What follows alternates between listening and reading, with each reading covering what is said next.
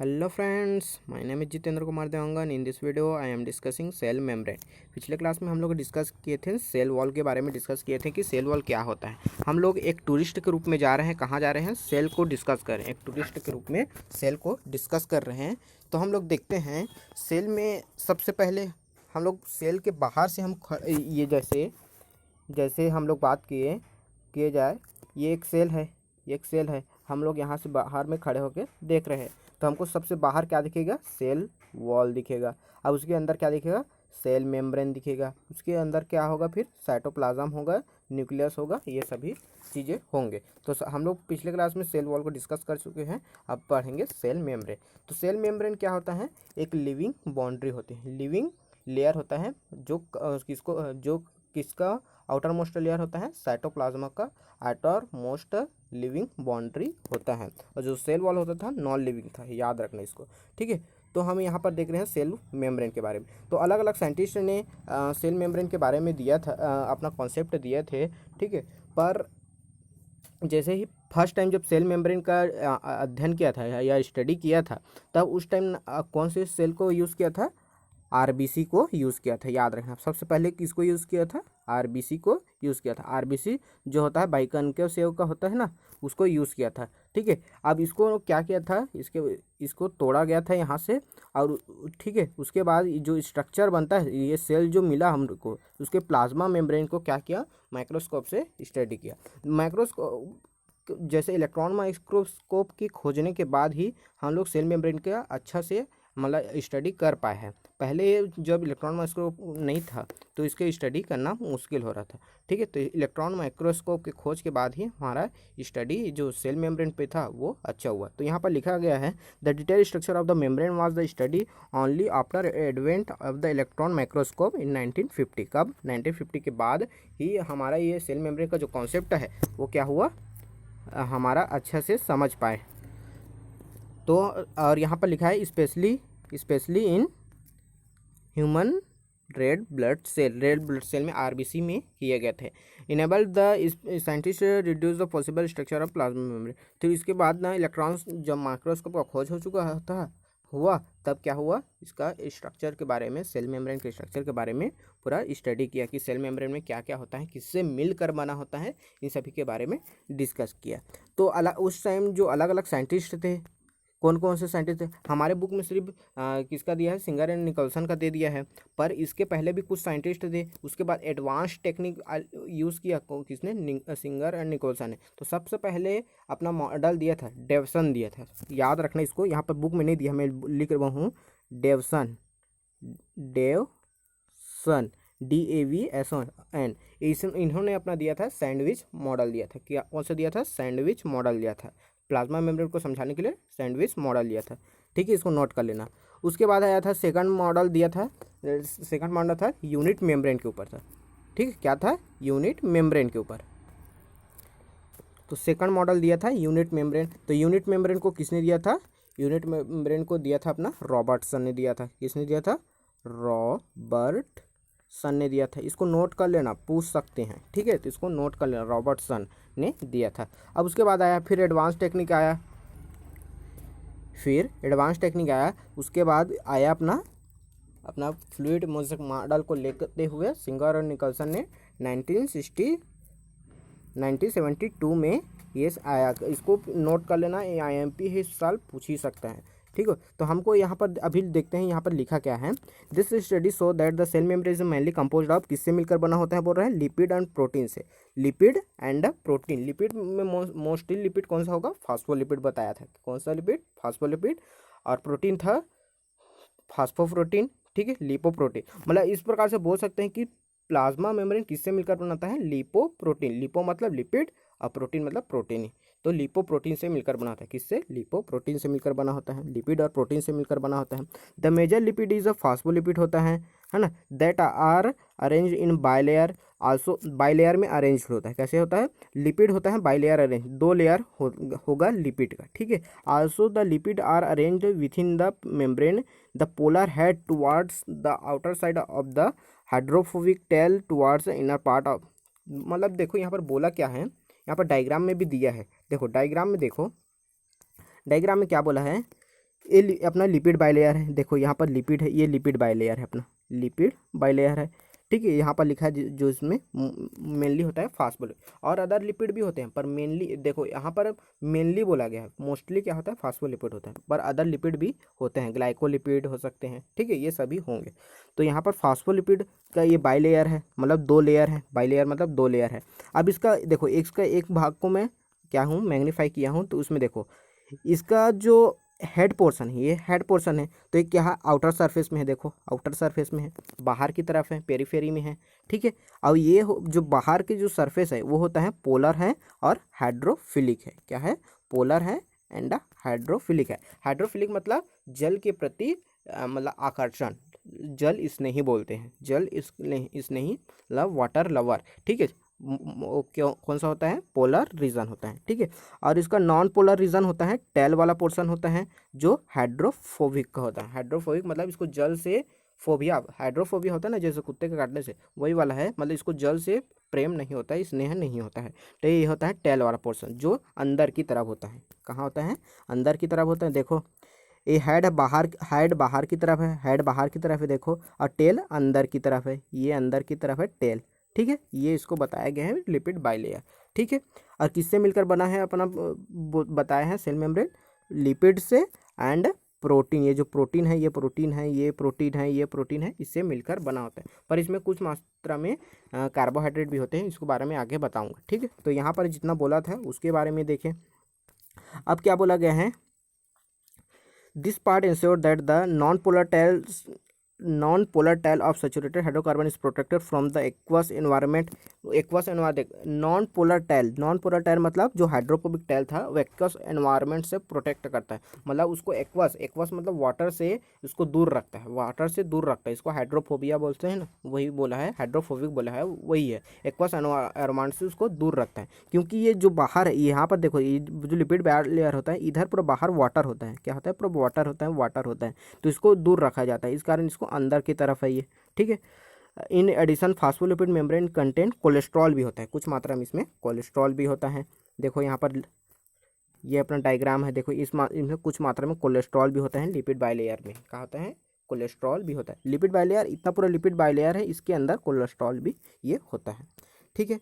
इतना हुआ, उसके बाद आता है, उसके बाद क्या बोला है देखो, later biochemical investigation clarify revealed that the cell membrane also process protein and carbohydrate. देखिए इसमें कुछ प्रोटीन होते हैं और कुछ कार्बोहाइड्रेट भी होते हैं, ठीक है। इसका रेशो दिया गया है, इसमें इसको याद रखना है, इसको रेशो को याद रखना, 52% प्रोटीन होता है, 52% प्रोटीन, 40% लिपिड होता है। तो दोनों को ऐड करेंगे तो कितना हुआ 92 हुआ, 92 हुआ, तो मतलब 8% क्या पाया जाएगा यहाँ पर कार्बोहाइड्रेट पाया जाएगा, क्या पाया जाएगा याद रखना इसको कि 8% पाया जाएगा कार्बोहाइड्रेट, क्योंकि यहाँ पर लिपिड और प्रोटीन का जो वैल्यू है वो दिया इतना परसेंटेज होगा, ठीक है। पर अगर हाँ इसमें कार्बोहाइड्रेट भी पाए जाते हैं तो कार्बोहाइड्रेट का अमाउंट कितना है तो 8% है, ठीक है, इसको याद रखना।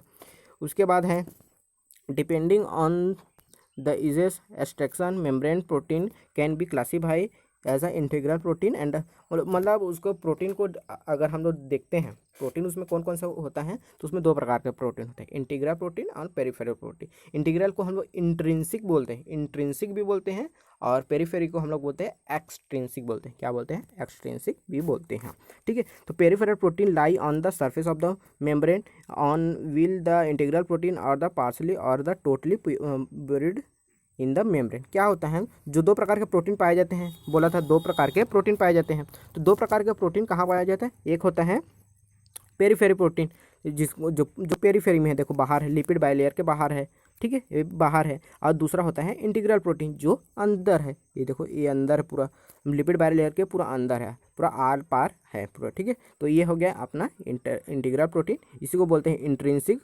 इंट्रिंसिक, ठीक, और इसको बोलेंगे एक्सट्रिंसिक,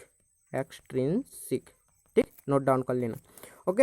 अब देखते हैं, ये हो गया अपना, इसको बताया, फिर इसको बताया, फिर अभी इसको बताया मैं, ठीक है। देखो और अच्छे से हम लोग डायग्राम, जितना हम अच्छा डायग्राम देखेंगे हम लोग डायग्राम से ही पूरा समझ आ जाएगा। देखिए यहाँ पर पाया जा रहा है इंटीग्रल प्रोटीन, देखो यहाँ पर प्रोटीन के ऊपर ही क्या पाया जाता है कार्बोहाइड्रेट पाया जाता है। यहाँ पर जो कार्बोहाइड्रेट पाया जाता है कार्बोहाइड्रेट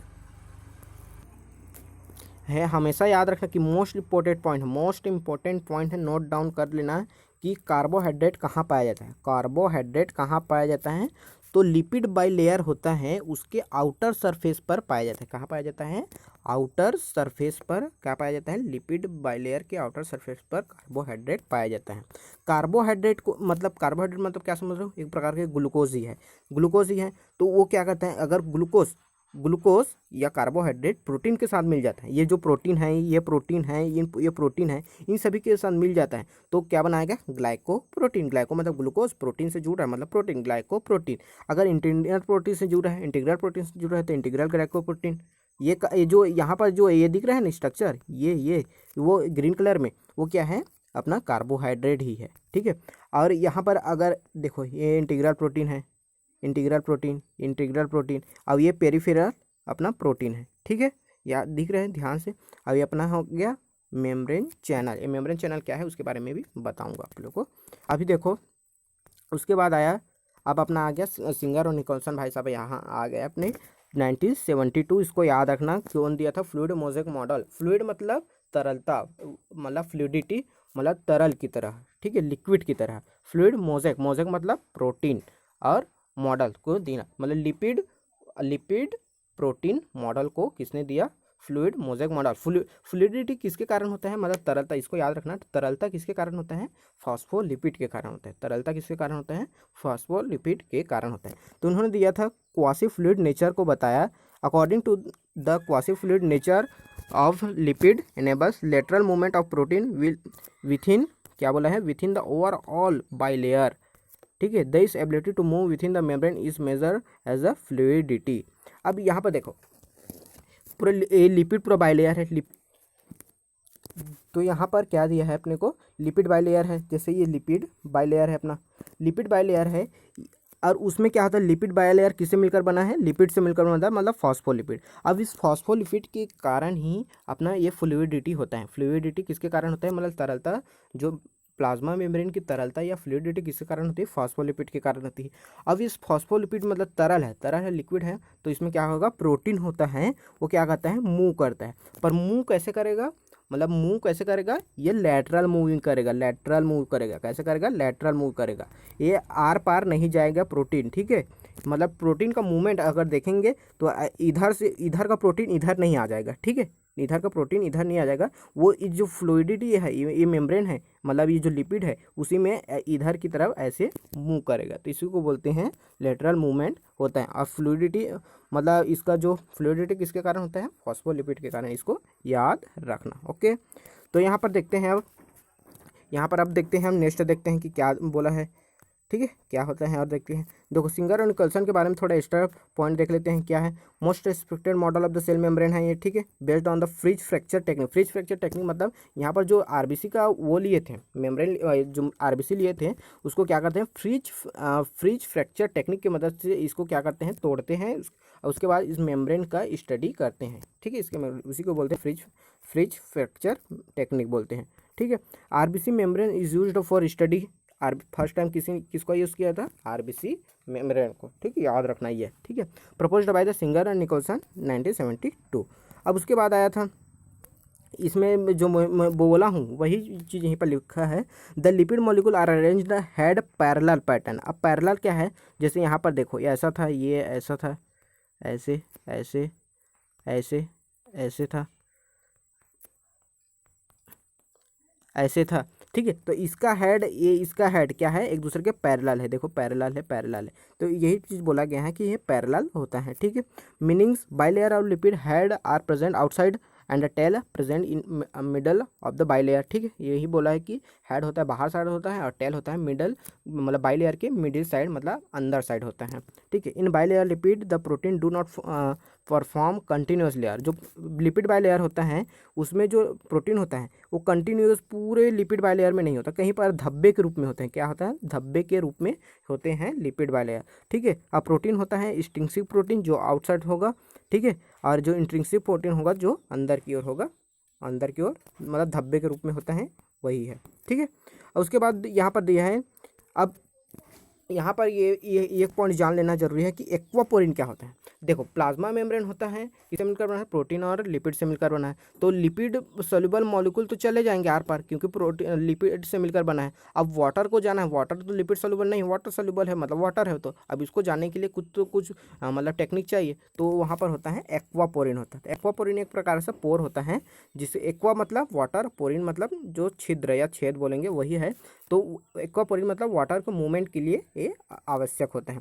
ठीक है, तो वाटर के मूवमेंट के लिए यहाँ पर दिया था are classical integral membranes protein that perform pros the membrane biological cell they select to conduct water molecule and out will prevent the passage of the other solute also known as the water channel. इसको water channel भी बोलते हैं। जो किसके लिए है requirement, ये किसके लिए है, याद रखना है, ये वाटर के लिए। किसके लिए, वाटर के लिए है, वाटर। ठीक है, वाटर के मूवमेंट के लिए आवश्यक है। ठीक है, उसके बाद दिया था, इसको दिया कौन था, पीटर अग्रे ने दिया था। कि इसको याद रखना, पीटर अग्रे ने दिया था एक्वापोरिन को, खोज किसने किया था, पीटर अग्रे ने किया था। इसको याद रखना।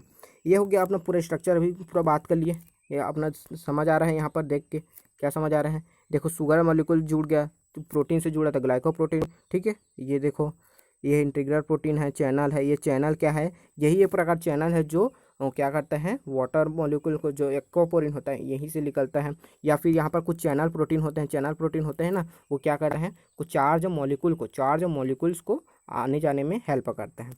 अभी देखेंगे आगे। और अब देखा, the fluid nature of the membrane is also important for the point view of function like growth, formation of intracellular junction, secretion, endocytosis and cell. अब जो इस सेल मेम्ब्रेन है बहुत से फंक्शन कर रहे हैं, बहुत सारे फंक्शन मतलब बोलेंगे तो सेल ग्रोथ में हेल्प करता है। जो ये सेल वॉल है, ये सेल मेम्ब्रेन है, ये क्या है, सेल का सेल मेम्ब्रेन है।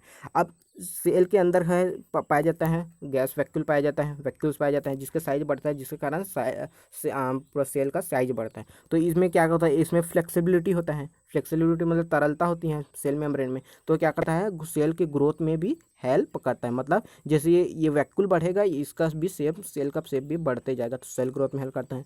फॉर्मेशन ऑफ इंट्रासेलुलर जंक्शन, मतलब दो सेल के बीच जंक्शन के रूप में भी ये है, मतलब एक सेल को दूसरे सेल से जोड़ता है, ये भी है।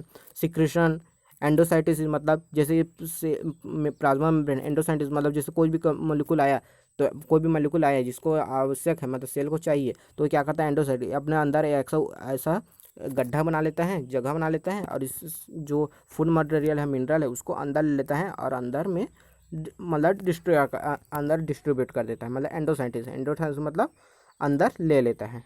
ठीक है, और सेल डिवीज़न में तो हेल्प ही करता है। जब सेल डिवीज़न पढ़ेंगे तो इसमें तो और मोस्ट इम्पोर्टेंट है, उसको हम लोग पढ़ेंगे। ठीक है, तो यहाँ पर सेल डिवीज़न में भी हेल्प करता है। किसमें, सेल डिवीज़न में। जो एक सेल होता है ऐसे, तो उसको सेल डिवाइड करता है, तो सेल डिवाइड में भी ये हेल्प करता है, और दो सेल का फॉर्मेशन करता है, तो इसमें भी ये हेल्प करता है।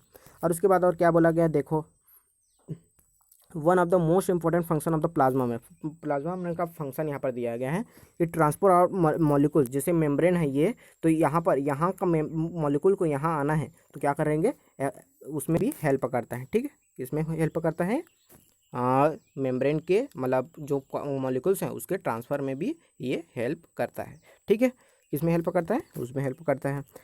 Some molecule present either side of many molecules can move brief across the membrane without any requirement of energy and is called as a passive transport। क्या होता है, कुछ मॉलिक्यूल्स होते हैं जो क्या करता है, ये जैसे ये हुआ अपना, जैसे लिपिड बाय लेयर है, तो एक क्या होता है, कुछ मॉलिक्यूल को बाहर से अंदर लेना है, तो बाहर से अंदर डायरेक्टली आ जाता है पैसिव ट्रांसफर मतलब जिसमें कोई एनर्जी का रिक्वायरमेंट नहीं होता। पर पैसिव ट्रांसफर वहाँ होता है जिसमें क्या होता है, कोई भी एनर्जी नहीं लगता, पर ये कब काम करता है, जब हायर कंसंट्रेशन से लोअर कंसंट्रेशन में मूव करते हैं, तब ये वर्क करता है। हायर से लोअर में जाते हैं तब ये वर्क करता है। ठीक है, तो इसको याद रखना। तो पैसिव ट्रांसफर में ये हेल्प करता है। ठीक, उसके बाद क्या दिया है, उसके बाद दिया है न्यूट्रल सॉलिड है, जो न्यूट्रल है, जो किस पर कोई चार्ज नहीं है, मूव करता है across the membrane by the process of simple diffusion के माध्यम से। क्या करता है, ये मेम्ब्रेन है तो न्यूट्रल मॉलिक्यूल जैसे वाटर है, सिंपल सीधा डिफ्यूज कर जाता है अकॉर्डिंग टू कंसंट्रेशन ग्रेडियंट, मतलब हायर टू लोअर। ठीक है, from the higher to concentration to lower concentration, water may also move across the membrane from higher to lower concentration water diffusion, देखो यहाँ पर लिखा है water by diffusion is called osmosis. Osmosis क्या है? Osmosis is the special type of diffusion है। क्या है? एक प्रकार का, विशेष प्रकार का एक डिफ्यूजन है जिसमें वाटर मॉलिक्यूल कहाँ से जाते हैं? हायर से लोअर मॉलिक्यूल, हायर से लोअर कंसंट्रेशन की ओर जाते हैं by the semi permeable membrane. Semi permeable membrane होता है, सेमी परमिएबल मेम्ब्रेन के थ्रू क्या होते हैं? वाटर मॉलिक्यूल मूव करते हैं ऑस्मोसिस में। ठीक है, अब यहाँ पर और दिया है कुछ पॉइंट और दिए हैं, उसको भी देखते हैं।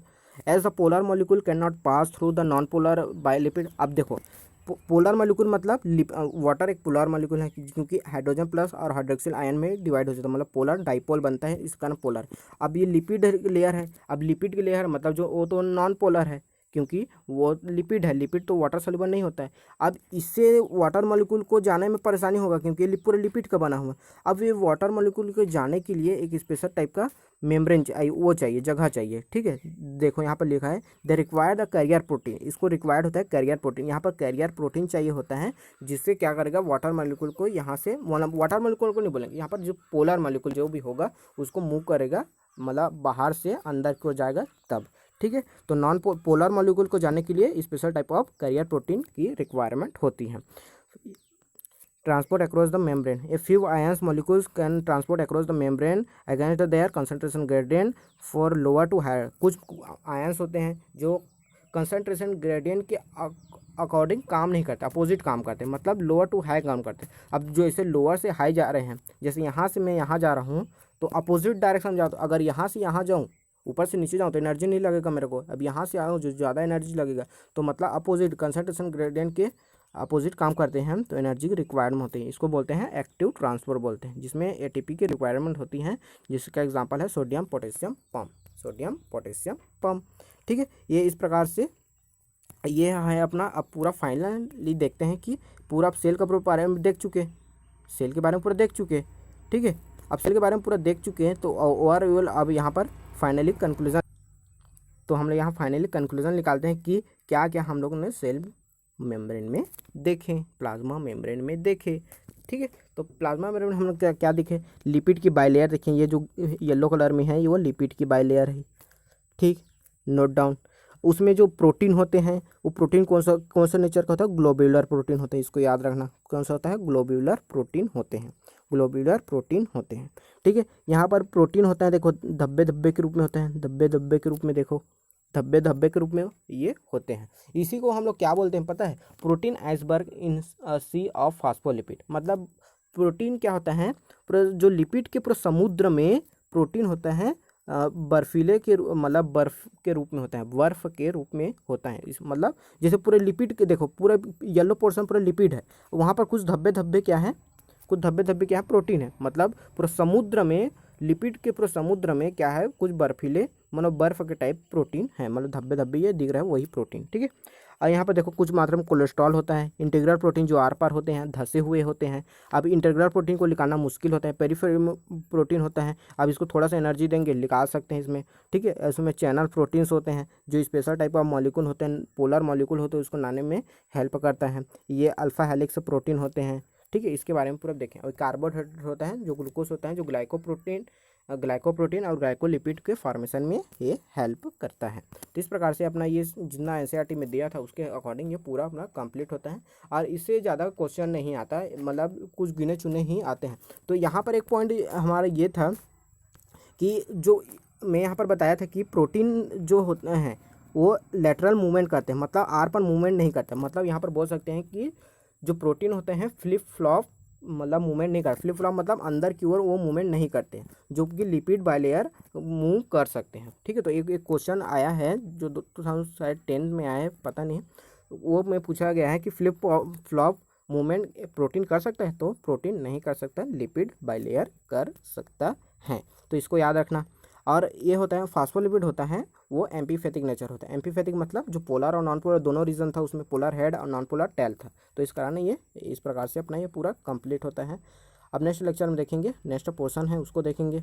ओके, अभी देख ले, यहीं तक देखते हैं। Okay, bye.